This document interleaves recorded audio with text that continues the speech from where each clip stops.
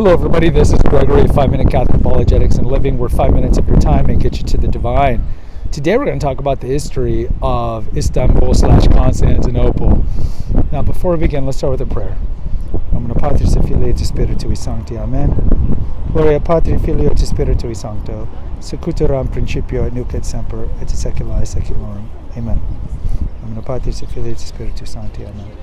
So behind me to my right is the Hagia Sophia. This is one of the most famous used to be Christian churches in the world. I am in Istanbul, formerly known as Constantinople. The weather is held up. It's quite warm. It's actually warmer here than it was in Rome.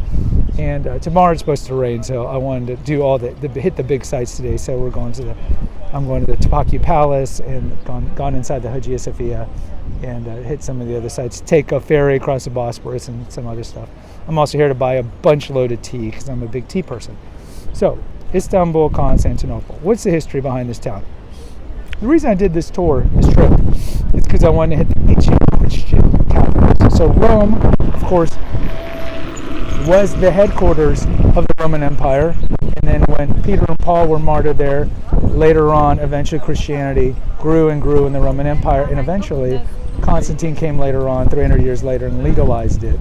And at that point, he legalized it, and then he moved the capital from Rome to Byzantium, which was a small fishing village here on the Bosphorus, and he renamed it, as egotist he was, after himself, Constantinople, which is not uncommon. You look at Alexander the Great, there's a tons of So Constantinople was the imperial capital of the Roman Empire. Most of the Roman Empire fell in 476 AD. The part with Rome, France, Spain, Northern Africa, in that area, like around Tunisia, Algeria, because mostly barbarian invasion. But the eastern part, the part that's comprised of Asia Minor, where we're at right now, and Greece and Egypt, survived. We call it the Byzantine Empire. They continue to call it the Roman Empire, but we later renamed it the Byzantine Empire. And the Byzantine Empire lasted from the fall of the West, 476 AD, all the way to 1453.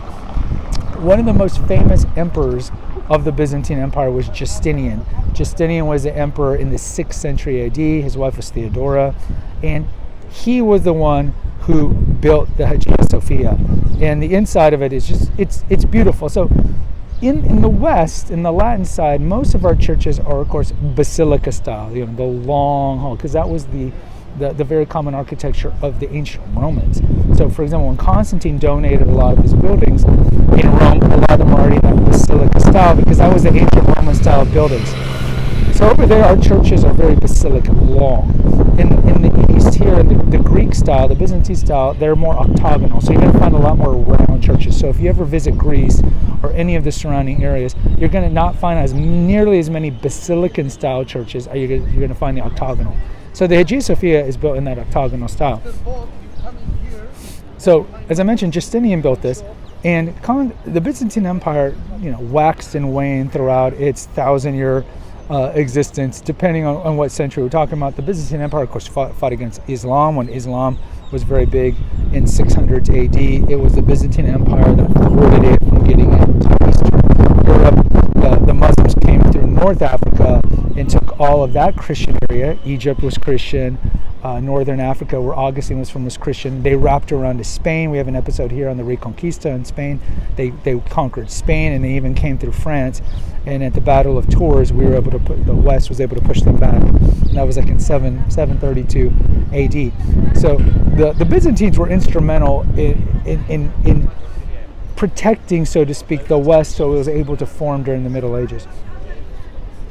So later on, this church converted into a mosque. So the Byzantine Empire, as I mentioned, waxed and waned. And one of the most shameful episodes of the Latin West was the Fourth Crusade. So the Fourth Crusade was really headquartered. The First Crusade, we have a video about other crusades, was originally done to liberate Jerusalem because Jerusalem had been taken by the Muslims in the 1000s. And so the First Crusade was rallied or called by the Pope at the time, and various Western kings rallied and they came and liberated Jerusalem from the Muslims because there was a lot of atrocities going on. And then we had various crusades. The Third Crusade is probably the most famous. That's the one that we fought Saladin And then with the Fourth Crusade, it was formulated mostly by the Venetians. And the Venetians, their main commercial rival was Constantinople. And so in a shameful part of Western history, the Venetian-led Fourth Crusade came and sacked Constantinople. And remember, we're talking about 1214 AD, so this is 150 years after the Great Schism. And remember, the Great Schism between Orthodox and the Latin West was not like a definitive date, 1054. There were mutual excommunications around this time, but it was still an inchoate period where there was a chance and an opportunity for rapprochement, for unity. There are definitely cultural, linguistic differences between the East and the West, and there were some, albeit overstated, theological differences. But with the sacking of Constantinople in 1214 and the turning of Constantinople into a Latin kingdom, which the West controlled for about 100 years, that pretty much put a lot of enmity, understandably so, between Constantinople and the West. We sacked and looted a lot of the churches. We drove into St. Mark's in Venice, the 4 horses that are on top of St. Mark's Cathedral, they took from here. Also, the bones of St. Mark were originally here in Constantinople, along with a lot of relics from the Holy Land, because the Holy Land was still, prior to the Muslims coming and taking over Jerusalem, was controlled by the Byzantine Empire. But when the Latin people, the Venetians came, they took the bones of St. Mark and eventually put it in the Church of St. Mark over in Venice, along with a lot of other treasures that were looted. So that was in 1214. Really, the Byzantine Empire never really recovered after that. And by the time those last 200 years between 1214 and 1453, it was just pretty much just the area around Constantinople, where at one point it was all of Greece. You had a little part of Bulgaria and Romania. You had all of Asia Minor. You had the Holy Land all wrapped around Egypt. At this point, it's a remnant. It's a shell. And then you have the Ottoman Turks, which are growing during this time, starting in the 1200s and the 1300s, and eventually in 1453 they came and sieged to Constantinople, the second great conqueror who conquered it. And when he came here, he came to the Hagia Sophia and he appreciated and realized the beauty of it. I mean, of course, the Turks knew about this famous Christian church, which had been around for, at this point, 1,000 years. And he's like, we're not going to destroy this. So he did, which was arguably worse. He turned it into a mosque. So the Hagia Sophia became a mosque and was a mosque for a good 500 years. And so when the Ottoman Empire ended in 1923-24, they changed it. So Kemal Ataturk was a leader of the Turks. The Ottoman Empire fell during World War I, along with the Roman Empire and the Austrian-Hungarian Empire. And as part of modernizing the Ottoman Empire, the remnant of the Ottoman Empire, which they renamed Turkey, they decided to modernize. And kind of like what Peter the Great did with Russia in the early 1700s, late 1600s, they looked west. And so one of the things that Kemal Ataturk did was he turned Turkey into a secular state. So it was not a theocracy that you would find in Arabia. It's a secular state. So there is no theocracy here. There's freedom of religion, there's Christian churches here and whatnot. And also, instead of using the Arabic script, he used the Latin alphabet. So when you come to Turkey, we Westerners can read all the signs because it's in the Latin alphabet. And he also modernized a lot of the laws and so forth. So Kemal Ataturk is kind of the founder of modern-day Turkey. And one of the things he did with the Hagia Sophia was turn it into a museum. So it was a museum for a long time. And then most recently, President Erdogan, who's been the president of Turkey for quite some time, he just recently turned it back into a mosque.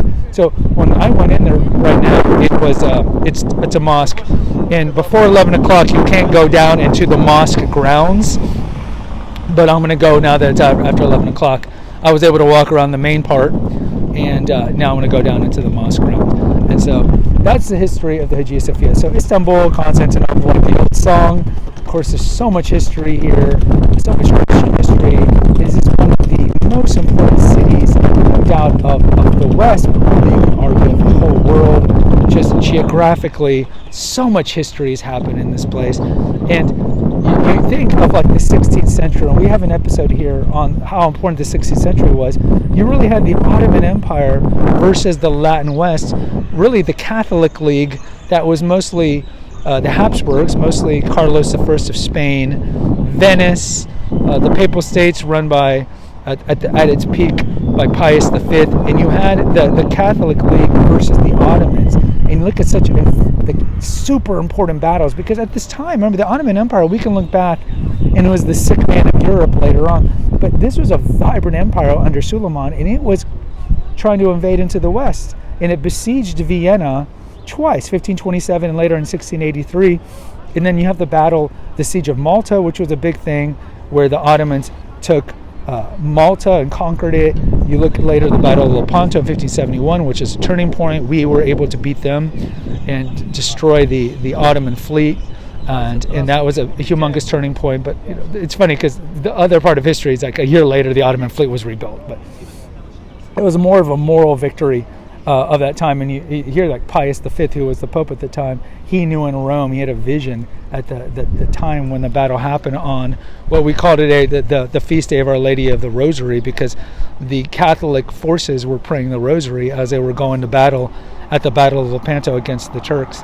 He had a vision about its victory. So at the time, it was a humongous victory. But you just think that Constantinople versus Rome, it was such a humongous battle.